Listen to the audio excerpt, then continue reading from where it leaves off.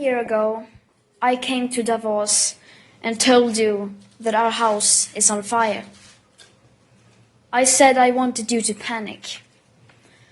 I've been warned that telling people to panic about the climate crisis is a very dangerous thing to do. But don't worry, it's fine. Trust me, I've done this before, and I can assure you it doesn't lead to anything. And for the record, when we children tell you to panic, we're not telling you to go on like before. We're not telling you to offset your emissions by just paying someone else to plant trees in places like Africa, while at the same time forests like the Amazon are being slaughtered at an infinitely higher rate.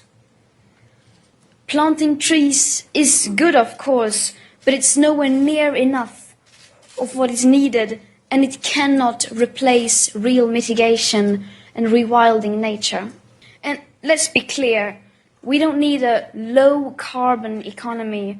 We don't need to lower emissions. Our emissions have to stop.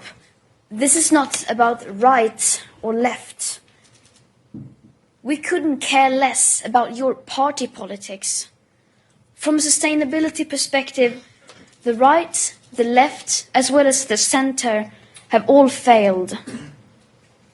No political ideology or economic structure has been able to tackle the climate and environmental emergency and create a cohesive and sustainable world. Because that world, in case you haven't noticed, is currently on fire.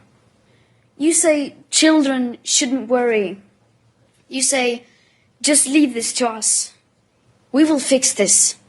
We promise we won't let you down. Don't be so pessimistic. And then, nothing.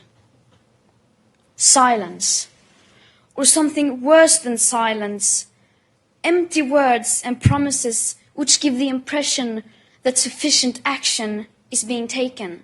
We demand at this year's World Economic Forum participants from all companies, banks, institutions and governments immediately halt all investments in fossil fuel exploration and extraction, immediately end all fossil fuel subsidies, and immediately and completely divest from fossil fuels.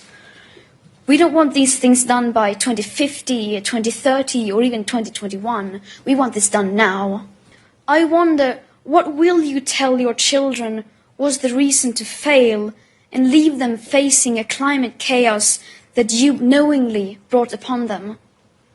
That it seemed so bad for the economy that we decided to resign the idea of securing future living conditions without even trying? Our house is still on fire. Your inaction is fueling the flames by the hour. And we are telling you to act as if you loved your children above all else. Thank you.